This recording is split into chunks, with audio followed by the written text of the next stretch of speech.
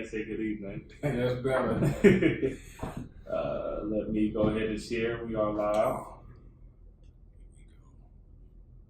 So today we're going to have a conversation. This is going to be a non-traditional conversation, but I actually want to start off with doing something a little different. So we'll give it a couple minutes, hopefully. Can you let me know when we got at least one viewer online so they can hear my words?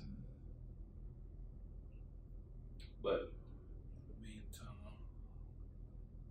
it's a pretty interesting week this week, and I'm going to share why in about as soon as we get our first person on. So we're waiting on you. Right, somebody wants you to come on in. I'm trying to share this video, but it's not showing up on my. Got refresh. Are you gonna say it's my Samsung? It is. You see. There you go. You just need the Midas There's two touch. people on here, right? Us. Alright. I need one person. Come on, join me now. I'm thirsty. Mm-mm. Don't do that. So, while we're waiting, I'm going to go ahead and say, what makes this week special? Well, this week actually is the 2-year anniversary of Breaking Bread. So I actually wanted to kind of share with everybody a little bit of history. So September 22nd, 2016, sent out an email to a few people. I'm going to share a little bit of what the email said. Actually, I'll just go ahead and read those and we got time. Good evening, everyone. Facts, I can't make that up. If y'all wonder why we're laughing, just for the sake, if you go back and look at all of our videos. Oh, shit. And he starts out every time with good evening. Like everyone. Hey, that's crazy. So that's okay. Okay, so good evening, everyone. I wanted to start this email thread to bring like-minded individuals together. Each of you have expressed an interest in doing something to create the change we wish to see in our community. Individually, we may not have the answers, but collectively, I believe we can come together and do something. I'm sure that God has laid a vision on each of your hearts, and I really believe there is an opportunity for us to come together to brainstorm on some strategies we can employ to contribute to the type of change we would like to see and support each other. We are the change agents. We all have a network and a sphere of influence, so just think about all the possibilities should we come together with a common goal and purpose. Those that know me know that I'm a process/infrastructure type of guy. So I see each of you as key stakeholders in being agents of change. Please take a look at your calendars and let me know dates and times that will work for us to come together. We are all busy, and life has a tendency to make it hard finding extra time. But I challenge you with these 2 thoughts.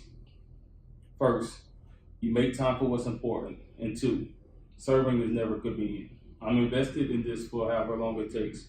For those that would like to support and cannot commit in this capacity, I understand, but I welcome your prayers of support. Once I hear from everyone, I will continue.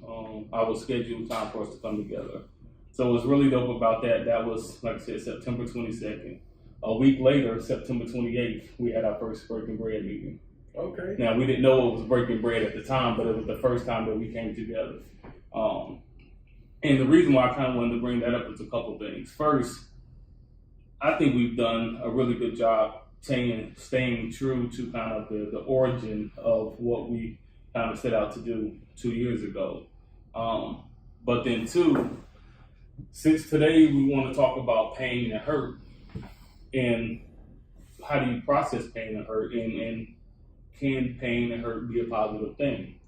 And the reason why I kind of also wanted to start off with this coincides with the anniversary of Breaking Bread, but Breaking Bread was really birthed out of hurt, right? And some sense of pain.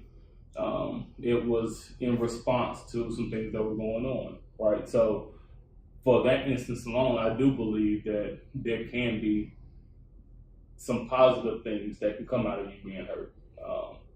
So I just again wanted to share that, the fact that it is officially the Breaking Bread 2-year anniversary this week. And again, the same thing that was said in the message. all of us, those that are watching this video, those that are sharing this video, are part of the change. So we're all agents of change, and we're all key stakeholders in making sure that we get our community to the place that we wanted to get to. It'd be interesting to see from the audience how many of you decided to rock with Breaking Bread outside of, or in addition to, oh, I know Rob, I'm trying to support, or I know Joe, I'm trying to support, or I know Key, or whomever else, I'm just trying to support. Was there anything, pain or not, that caused you to say, hey, this could be an avenue to A, learn more about other people's pain, or help change society? So that'd be dope if you guys could put that in the comments. So today, pain. Why are we talking about pain? Now I know why, but why are we talking about pain? So keep it a buck. A buck means keep it real, keep it authentic. For those that may not know. Tell the truth. So in a very authentic way, had the opportunity to go see J. Cole. He was in Columbus, and my man had an extra ticket, so I rode with him. And one of the things that J. Cole said during his concert was the album that he did, KOD, really was about addressing and dealing with pain. And there was actually a specific part of the concert that Joe and I kind of just like, that's a Breaking Bread conversation. So that's authentically how we kind of got the whole idea to talk about pain and hurt. But more importantly, what he said was kind of what I posted in the Facebook group page. It's one of, I don't say the only, but it's one of the common things that we all have. So no matter your age, no matter your race, no matter your income status, anything, everybody deals with pain and hurt. And particularly the way that he kind of talked about it is, well, if we all deal with it, why aren't we taught how to process those feelings, how to process the pain and hurt? Yeah, that's what I thought was pretty cool about it, because after he asked, now I'm 38 years old, right? And I can honestly say I've never sat down with anybody at any point in time to discuss how you process and deal with pain. Now, you do, I can't front. My dad and uncles was always tough it up, quit crying, get over it type situation, which pretty much kind of suppresses your emotions. Which, some people say that's a bad thing. Some people say it's a good thing. I guess this is all perspective. Everything that we're going to say today is pretty much all perspective. But how do you actually think through and walk through those emotions in a way that's healthy and doesn't cause any harm to yourself or to anyone else? Was something that when he said that, I was like, dang, I really didn't think of that. And he kind of explained what KOD stood for. It was 3 different meanings behind it. And one was killing our demons. And that one stuck with me a little bit more than kids on drugs. But killing our demons, and how many things do we deal with that we're not facing head on? It's funny because you said about your uncles and dad, and kind of one of the ways that I think about it is my dad. He tried to escape his, right? So alcohol was one of his, right? So I never seen him in his quiet moments, but I do know that alcohol was a way of him. And again, my dad was a military guy, grew up in Queens, so I know he probably had lots of things that he never really dealt with. But alcohol was one of the ways that he helped process. Sex is some other ways people deal with it. Alcohol, drugs, obviously. Burying yourself and cleaning your house might be one. Chastising your kids in a way that taking it out on them could be a way. But what are some positive ways that you've seen people deal with pain? Exercise, art and design was one way. Exercise is another way. I would say mine is, if I'm gonna be again authentic, it's funny because like even when Cole posed the question in the statement, I don't know if I've ever really intentionally dealt with pain or hurt, right? Like even reflecting and thinking about like when was the last time I was really, really hurt? Clearly kind of started off by talking about Breaking Bread and, it starting by being hurt, not physically, but kind of by what I was seeing, but like hurt in which like a friend crossed me or a family member let me down. I find ways of getting busy, but so it's not healthy. It just it helps me avoid having to deal with whatever's going on in that moment. But it's productive. It can be until until I'm too busy and I need to sit down for 5 minutes. But yeah, so I ignore it. I will say I'm also a less really amped up and non-confrontation type of person. Like, so me dealing with myself is hard enough. So me trying to deal with somebody else about them hurting me or something like that, I push it to the side. But again, that's not positive. So But is that okay? Let's break that down. We don't want to go in the rabbit hole, but you said that's not positive. Yeah. So you're not hurting yourself. You've been productive. Mm-hmm. There may be times where you overwork yourself and you have to take a break. Yeah. It's cool. How is that not positive? So I'll say this, and it's actually one of the reasons why. If we go back, you guys go back and watch the conversation. The conversation we did about mental health. One of the reasons why I actually wanted to start talking to a counselor was because I actually use a lot of those things as motivation for me. So when somebody says I can't do something or somebody doesn't think that I can achieve something, that becomes a catalyst for me. I'm going to prove you wrong. But you're saying that's bad. Well, I'm not saying it's bad. Okay. What I'm saying is, for me, I got to a place in my life, in my career, specifically, that I didn't want those to be the things that fuel me. So I wanted to get to a place that I wanted to be able to process those thoughts and feelings. So so I'm 37. I would say for 35 years of my life, make up a number, I converted those feelings to energy to push me forward. Right. I'm gonna prove you wrong. I'm gonna make you pay attention to me. I'm gonna make you love me, whatever. But when you get to a place that I believe I'm at now, where I'm comfortable, I don't want those things to be my motivational factors. I want to get to a place that I can deal with somebody that's wronged me or has offended me.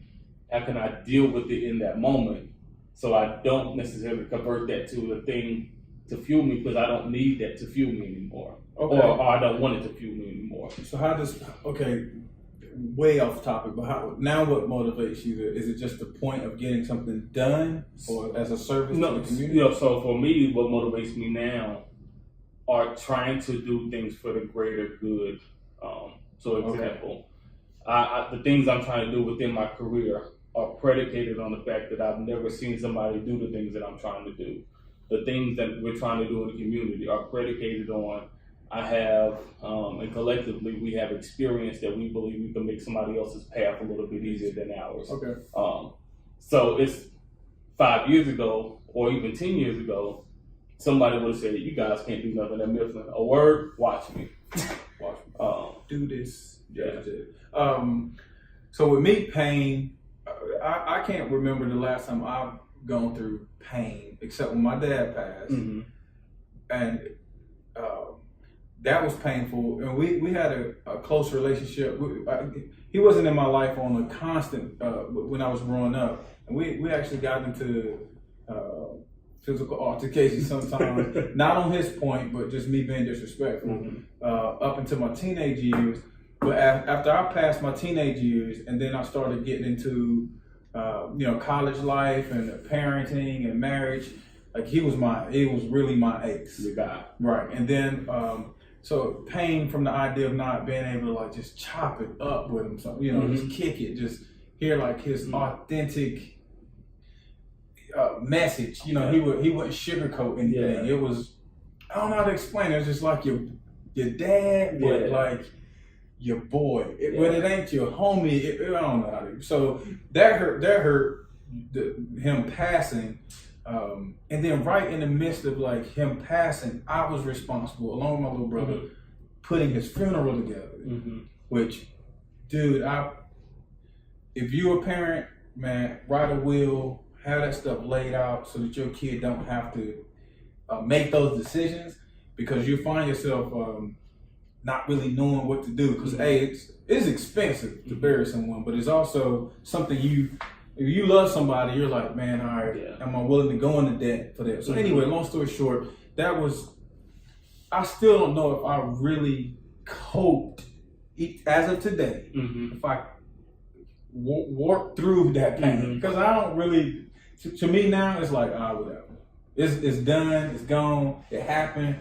Man, you got to keep going. You got kids. You got responsibilities. You don't have time to sit down and think through what emotions are you feeling. I don't know. So it's funny, right? And this is gonna sound terrible. I just said I can't remember the last time I've been hurt, and so my dad passed as well. And everything that you just described was my exact same experience, right? And I remember when I first started my counseling sessions, and that was one of the first things that we actually dealt with. And the reason I didn't say, like, I still don't, I think what I told him was, I still don't think I've ever really processed the fact that, because, all right, I was in school, do I need to take the semester off? Like, how long do I need to be away? My brother was, right before his birthday, like, what's going to happen with my little brother? So, like, same thing with you. Like, I just had to jump into, now granted, my aunt held it down. My cousin stepped up, so I didn't have to do a lot of those things. But the time to really process what had happened, I don't know if I really ever had the opportunity to be like, okay. Now, I will say that then I think what I did, just kind of what I said about everything else, I converted that to now he becomes my motivation. My dad made these sacrifices. I'm a graduate from college. Yeah, I had a new focus, but again, separate of like how it made me feel. So that's actually a really good one, and that prompted something for me. So I'm not sure if we have anybody on yet, Keith. But if you guys have any thoughts out there, like when's the last time you've been hurt? How do you process all that positive ways that you deal with, being hurt or pain? And then, do you think pain could be a positive thing? Interested in hearing what you guys have to say. So Jason has commented it's hard for Black males to deal with emotions sometimes. I would agree with that. I wonder why it's so hard. So Jason, so why do you believe that? Because I agree 100%, but I also don't know how to tap into that. So while Jason is right in his response, why do you believe it's hard? I just think this because how I was personally raised. I won't so call color it it in. issues. So give out a couple examples that you feel comfortable sharing. Yeah, but my okay. So my mom had me at 17. Mm-hmm. So obviously she's a teenager. My dad was 18. Funny thing was they were married, right? So it wasn't like some off the wall type thing. But when Dad left, I was 5, and I can distinctly remember like spending time with him buying houses and doing business, him taking me to work, like fun lifestyle, right? He dealt with alcoholism as well, so he had to get out. There was the separation, and Mom had to be the man of the house also. And the way she was raised was, fist, tough love. So she would punch you and be like, "Hey, toughen up, man. Quit crying. Don't be a punk. Don't be a sissy, whatever." And so you would go through that. Then your uncles, you playing basketball. Hey, quit crying. It was just always quit crying, quit crying. When you raised in, and I wasn't in the projects, but we project was here, our house was here. We just around in the neighborhood. You couldn't go to the wreck. Someone hit you and you start crying. Like, well, you hurt my feelings when you. It's either you have to fight or you argue. So that's what I mean by it was just the way I was raised. It wasn't like the world is gonna blah blah blah. It was just how I was raised. Jason shares 2 cents. Yeah. So Jason is kind of agreeing with Joe. He said you're expected to be strong, but I think a way that he gets through the pain is focusing on the good times. That's fair. So it's funny, right?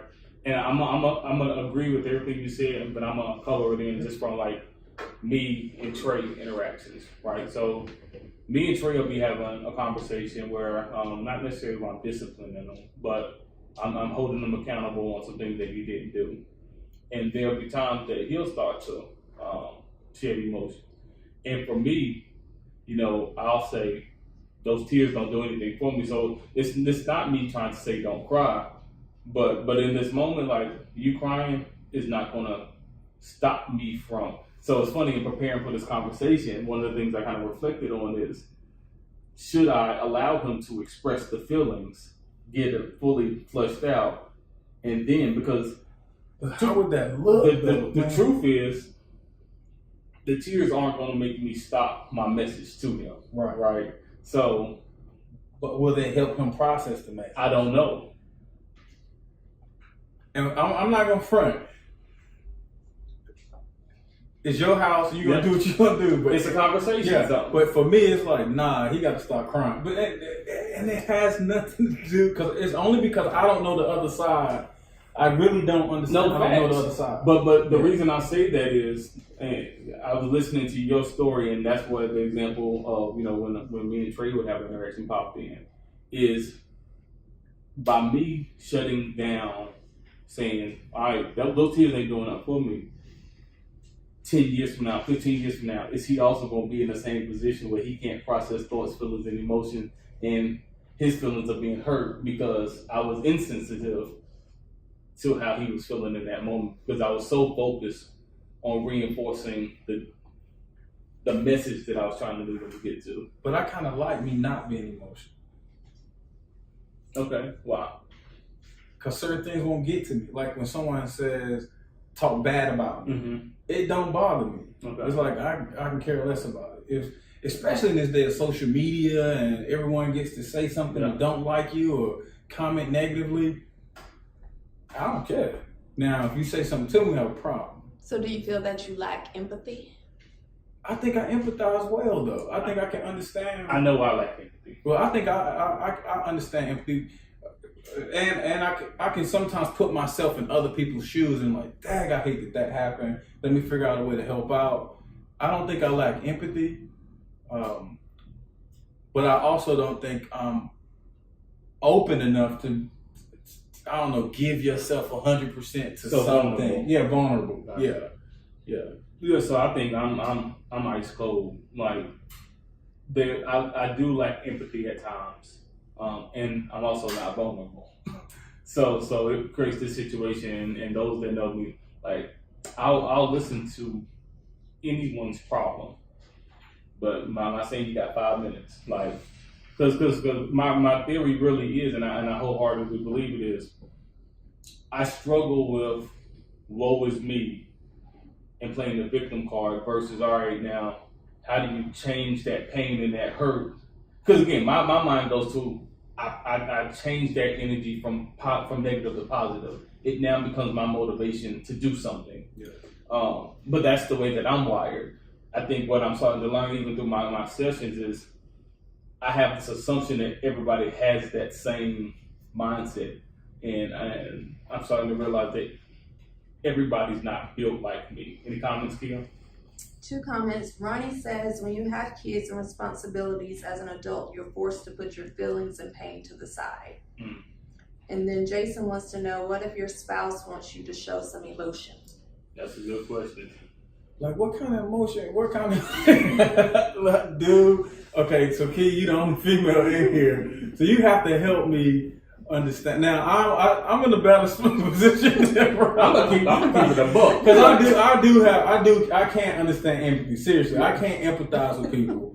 I some reason I think that's God's gift. Mm-hmm. I honestly can see things from someone's point of view and see why, and can understand, dang, I see why you are in this situation. But I also am not the type, let's hug it out. Let's cry this thing through. I'm not that type. I'm like, dude, I get where you're coming from. This is why.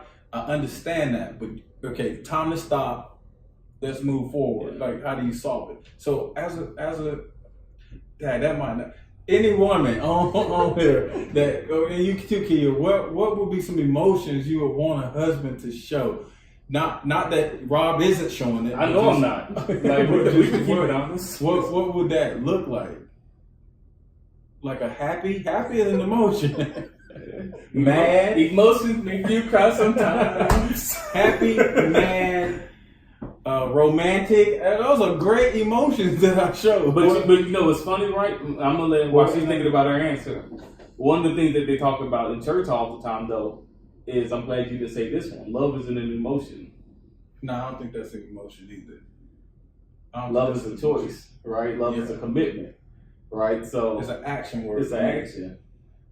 Okay, so if any, what? Now I know we on pain, but what lack of emotion could a man not show a woman that would cause certain pain? All right, why you thinking? Keep thinking. So one of the things that, again, kind of going back to this whole,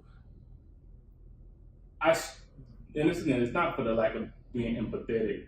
I guess what is the right balance of not letting your hurt and your pains weigh you down? Right, don't let it handicap you. Yeah, and so what? And again, I know it's different for everybody, but what is a reasonable amount of time to process those thoughts and feelings? And I know people are going to say, well, it depends on how hurt you are.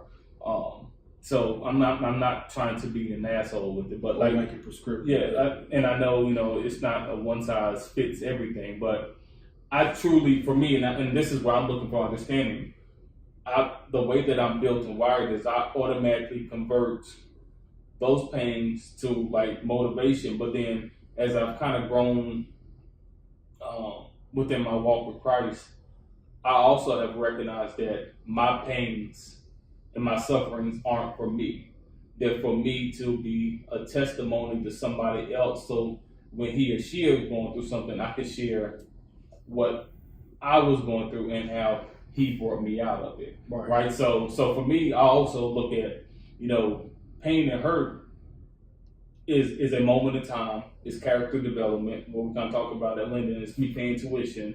But I also recognize that experience isn't my experience alone, but it's my experience to share as a testimony to somebody else. So those are other ways that, I guess, going back to the original, positive ways that I try to take, because what did they say? The Lord will never give you more than you can bear. Right. So my assumption is if he okayed for me to go through this, whether it was me putting myself in this position or, him recognizing that this is the test that I need to go through to get to the next step, that experience, whatever it is intended to help grow me and get me closer to him, grow my faith, but also to be used to share what God has been able to do for me. So like typically that's why I kind of get to a place like I was supposed to learn something. Objectively, what is it I'm supposed to learn out of this, and how do I use this to make that next step? But pain ain't an emotion though, because it can be physical, it could be so it's, I think about it in any context, right? So I'm trying. Last week I had a biometric screening. The numbers didn't look good. We pushing the reset button. Mm-hmm. I'm going through some pain and trying to reset, right? But for me, that pain is necessary for me to get to my desired goal. My desired goal is to get the numbers back in line where I need them to be. Kia, you still thinking? She's saying I'm perfect. I ain't got no problems. That's no opportunities. Yeah, I can't think of anything right now. Do we have any not comments? saying that he's perfect, Right, but I can't You think. better not say that, because I know you. All right. Any comments?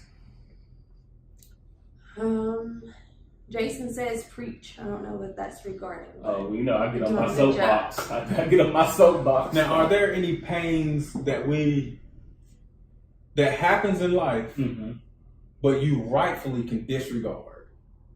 Give me an example. I'm asking you if there are any. Like, are there any pains? For example, okay, I have one that just popped up.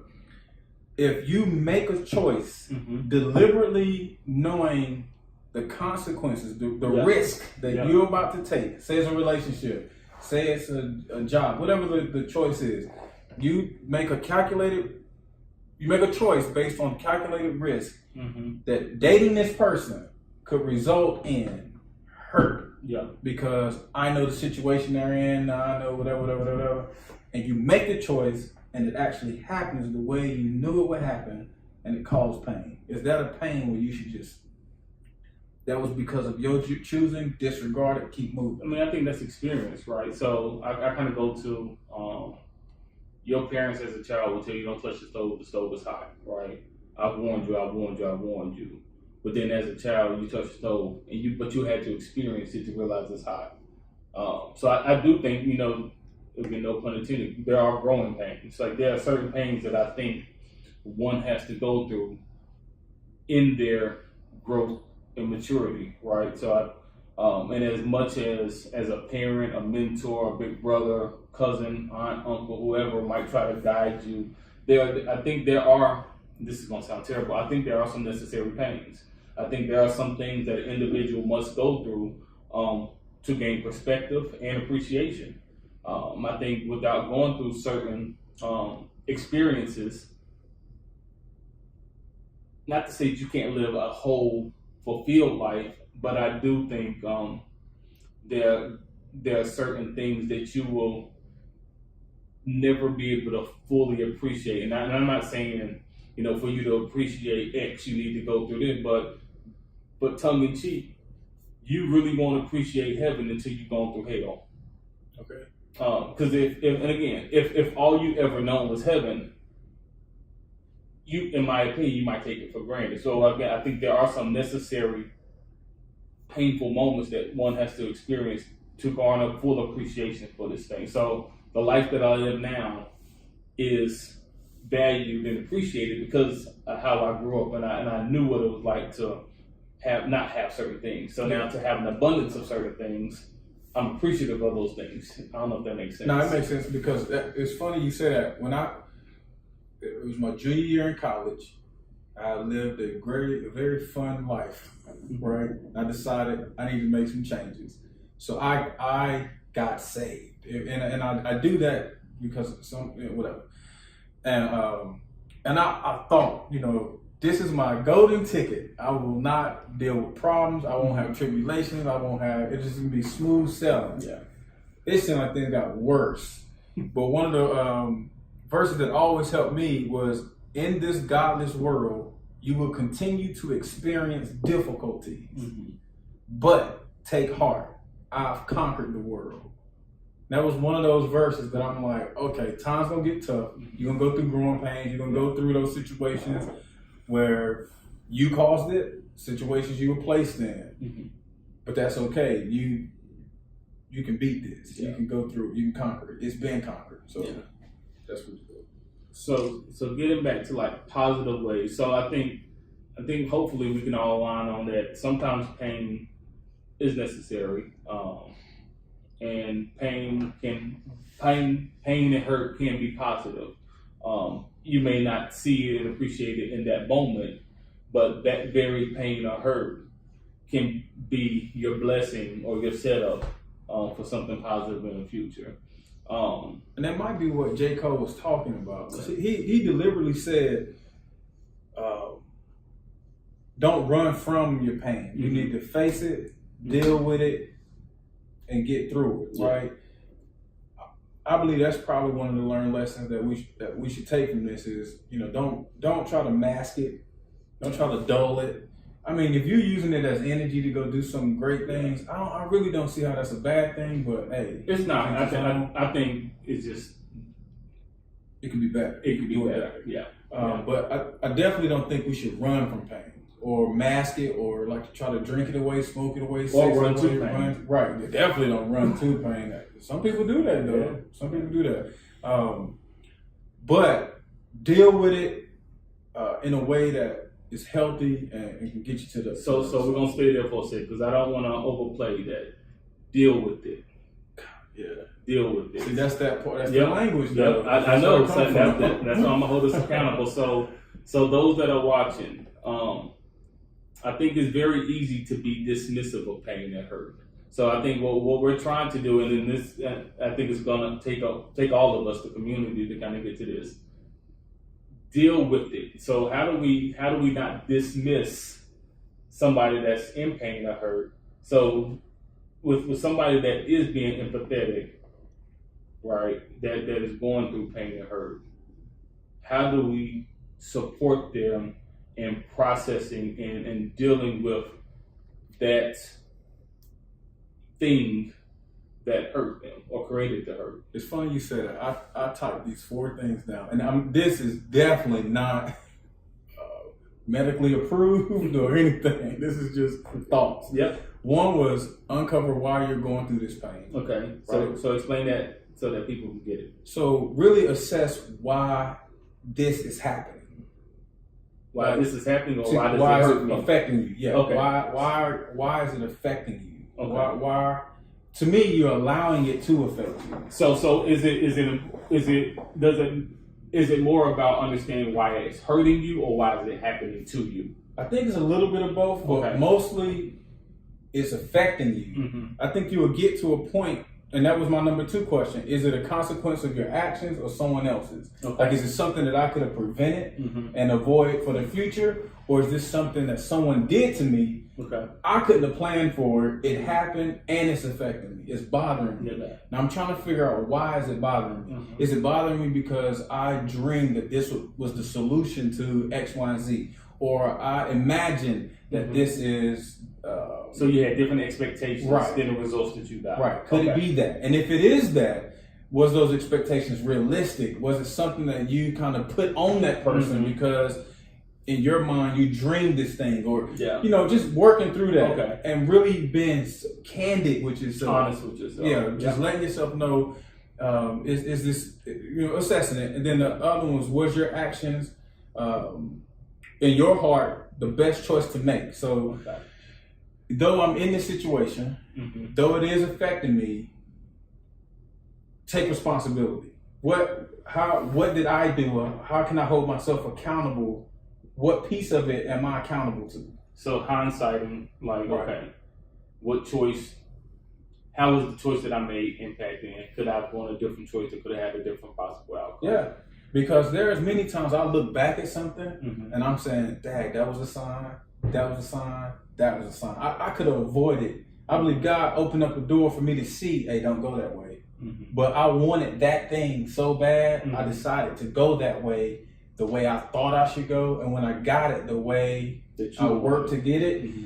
I look back and I'm like, dang, man, I probably shouldn't have did it this way. Or I probably was too hungry. I could see where I contributed to the situation. So let me ask you a question. I agree with all those points. I think for those that are in the midst of something, how do you get to that place? So like when you in the midst of a storm, when it feels like hell is all around you, it's going to be hard to go through those 4 steps. It will be.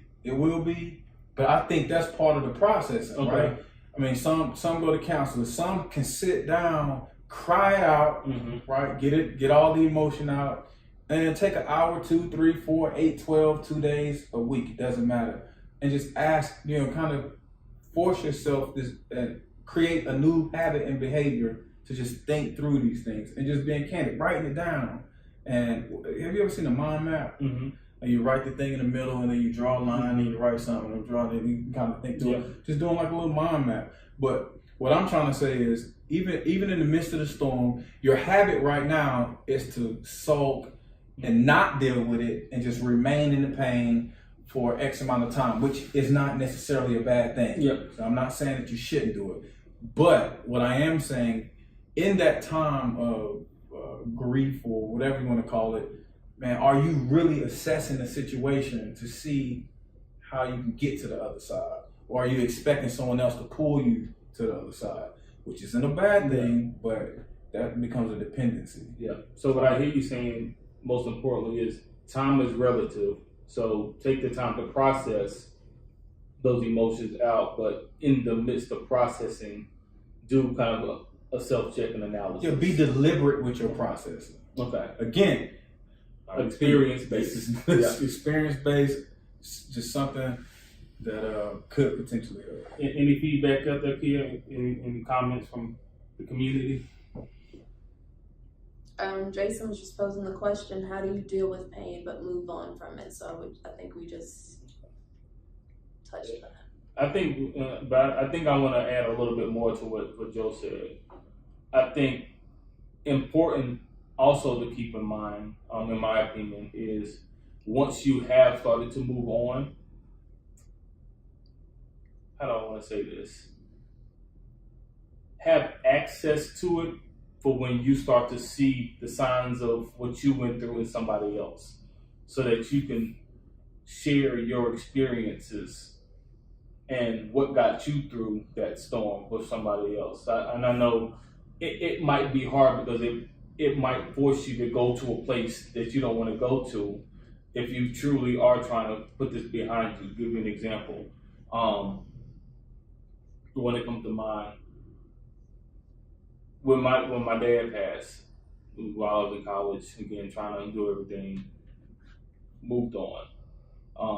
One of my really, really good friends, grandfather passed a little while after, and I could understand, based upon the relationship that he and his grandfather had, the types of things. So, and even to this day, when somebody that I regard as a friend loses a parent, specifically a male parent, typically the way that I always respond is when it first transpires, I express my initial condolences, but I'm the type of guy that 3 weeks, a month down the road, that's when I'll come in, because I know for me, though, like, and again, this was just based off my experience. When my dad passed, I had a bunch of people there around checking in. You okay? You okay? You gotta get back to school. You gotta do this. Your dad wants you to do this. That was the easy part, because I had a lot of love, a lot of people. That 6 months down the road, when you just walking and you missing hearing the voice, like so for me, I always try to. I remember, and I was blessed. My best friend was my roommate at the time, and he was with me in the beginning, the middle, and I always had somebody there that could, hey, you good? Yeah. But I knew how valuable that was 6 months down the road, being able to have somebody check in. So for me, it's not that I don't want to express, hey, I'm here for you in the beginning, but for me, based upon what I went through, I always try to do that check-in 3 months down, 6 months down. Because I know for me, I try to take what I went through to be a benefit to somebody else, because I believe that would be a benefit to them. So you basically saying, take the time to look outside yourself and be sensitive to someone else's situation. I don't know if sensitive is the word, but be aware of someone else's situation and potentially be a helping hand. I am empathetic. That's all about to say. I was going to bring that up, but it's hard as sometimes. Now, when I know we're winding down. I don't know how long we got, but when Mel and I was dating, and I lived in Carolina and she lived in Ohio, and it was time for us to leave, I would get that empty feeling like, dang man, I'm about to not see her for X amount of months. But I deal with that differently. I dealt with it. We kept it going. But I guess that was a type of pain too that I don't know. I guess we probably the wrong people to tell you how and what not to do. But I mean, I did experience pain in that situation, but it wasn't pain like a hurt. It wasn't like that type of you done me wrong. It was a sadness. It was just like that. Yeah. You listen to Usher on the way down. You got it. You got it. Stop on the road and dance a little bit. But there's different ways pain can come. Okay. Relationships, failures, death, seeing someone you love hurting. Now that one probably is the one that I struggle with. Like you being my boy now, if I seen you hurting, that'll bother me. That'll cause some type of pain. And I'll probably be the type that is overbearing. Like, hey man, what you need? Come on, and you kind of like, give me space, Joe. You would have to say that. Yeah. Give me space, man. But those are just ways that pain can come. But hey, people, there's a pastor that said, his name is Jesse Duplantis, and he says, tough times don't last, but tough people do. And I thought that was a quote from him that you could rock with. Tough times don't last, tough people do. I like that. And in this world, I think you have to be a little tough. And I also want to throw this out there. I know people in my family who loves attention, and they rest in pain because it helps bring attention to them. Which is why I say, hey, really think about why you're sitting in this pain? Because if it's about attention, and we can come up with different ways for you to get attention. So. I know it's crazy, right? So again, just trying to be intentional in the conversation, right? So I really am looking forward to reading the comments that you guys have posted when you kind of watch it on replay about ways that you guys process pain, things that you do to when you're in the midst of a storm to get to a place kind of to what Joe laid out with those 4 steps, which I have them kind of go over them again at the end just to kind of make sure everybody captured it. But definitely appreciate you. This again a little different of a conversation, but hopefully somebody finds it beneficial. I will say, and again, I keep bringing it up not because I'm trying to seek attention, but I'm trying to, I guess, remove any type of stigma associated with. But I will say, from that time that we did the conversation around mental health, pretty consistently now, every couple of weeks I've been talking with somebody. And I will tell you, it's been therapeutic, no pun intended. And I'll tell you kind of the benefit for me is having somebody objectively see connections and correlations and things and challenge me to think about things in ways that I never would have made those connections. Mm-hmm. And again, I'm not years in, I'm not even 6 months in, just a couple months in. But I'm optimistic about being proactive about at least establishing this this rhythm so that if and when a storm comes, because they are coming, right? Peaks and valleys all day long, that I am mentally, physically, and emotionally prepared to deal with it.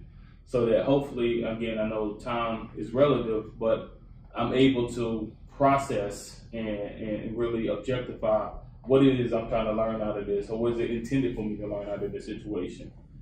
So that's a way that I'm trying to do. I know some people find it in religion. The one thing I would just caution people, and again, this is just my 2 cents, I am no professional, is be mindful. I don't want to say this without being in trouble. I think we should always, if you are a believer in whatever you believe in, I think it is very important that you're in constant prayer and connection with whatever you believe in. But I think even that still requires some action. And I know as a community, specifically the Black community, we tend to say, I'm gonna pray for you or pray through it. But I do think even in prayer, there are some action steps required, in my opinion. But again, I'm not a minister, I'm not an associate, I'm not nothing but a believer. So just my 2 cents. Deal with your pain. All right, so go over those 4 steps again.